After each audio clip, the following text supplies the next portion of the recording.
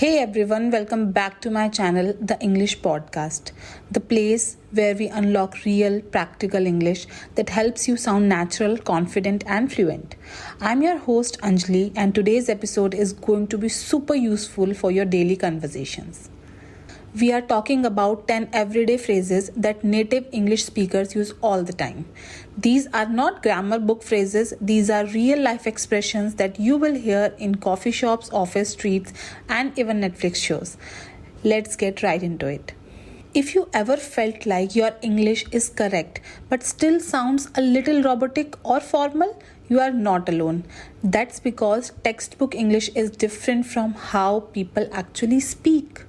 The secret to sounding natural is using real, native style expressions, the kind people say without thinking, and that's what we are covering today. Simple, repeatable phrases you can start using immediately. The first phrase is no worries. This can be used instead of you're welcome or it's okay. It sounds friendly and relaxed. The second phrase is, I'm not sure to be honest.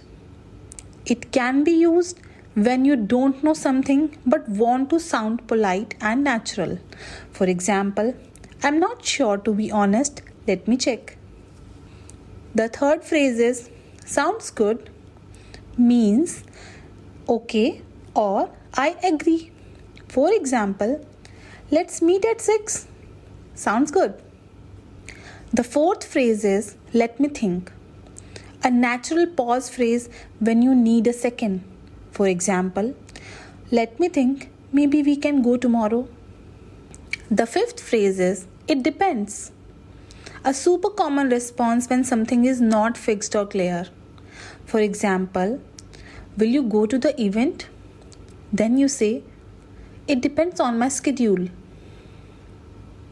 The sixth phrase is, I'm just messing with you, means I'm joking or I didn't mean that seriously.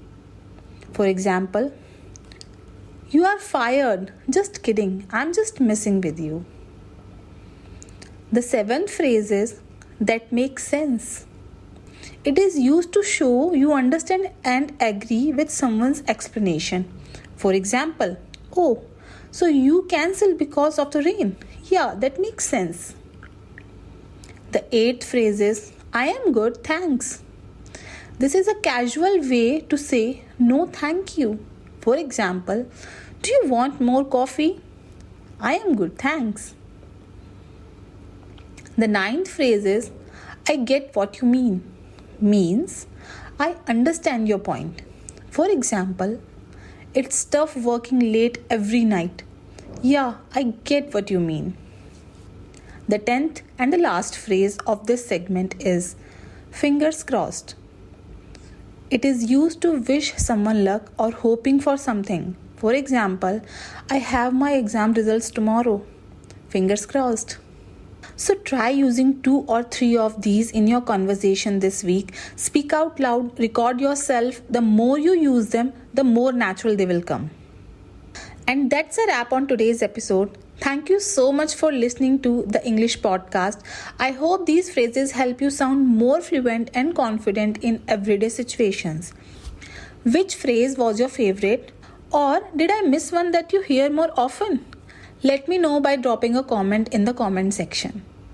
Don't forget to subscribe my channel and share this with a friend who is learning English too.